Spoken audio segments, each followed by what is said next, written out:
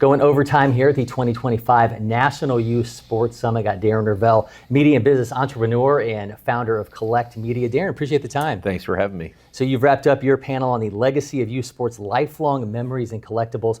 The collectible market has seemingly never been bigger, at least since we were little kids. Seems like it's one part nostalgia, one part kids getting into the gamification. What do you feel like, if you have to put your finger on it, what do you feel like is the biggest reason it's so big right now? Well, I mean, people thought, like during COVID, I think a lot of people got reconnected to it because of nostalgia. All about, what can I do that I could look at a card, I could see something, and it could make me happy because I don't have any human interaction. You know, and the eBay envelopes piled up on the front door, and that's what happened. And then they thought, oh, 2 years later, we're back to like doing normal things. But it is just still on fire. I think some of it, honestly, is the degenerate economy. I mean, whether you're in Bitcoin or stocks or gambling, or it seems like America at least is on tilt. And you know, people want to invest and take their shots, and the things that when we were kids, you know, the hot rookies, instead of it being $1, you get in at $10,000 and hope that it goes to $1 million.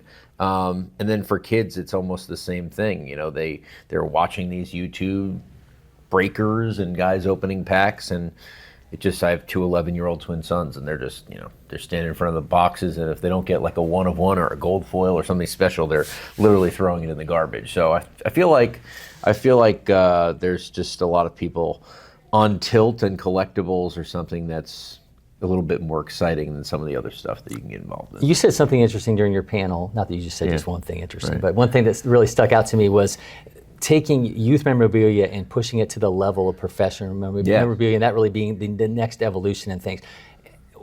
Interesting though, when you think about who the kids play and wanting that stuff from the guys that they play, but we live in an athlete empowerment era now, and certainly guys with NIL deals, especially when you get to the high levels. How do you see that kind of all coming into play?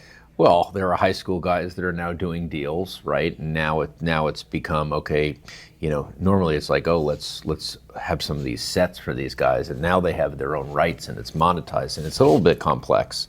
But you know, for there, I was talking about just the idea of, you know, not only do you want to get something great that looks like the product that would be coming out of a pack commercially, but how great would it be if, you know, even if you got beaten, or or you won, but the player was incredible, that you also got a piece of his jersey or glove or something like that. So I think there's definitely, and you know, when these guys are as good as they are at 15, 16, the journey, the road is not that long to figure out whether they're going to make it or not, whether they're going to be a first round pick. So I think that's part of the excitement too, when you come to places like LakePoint, where it's, you know, it really is about, you know, how do you figure out how to kind of get something that is beyond what's just in your head.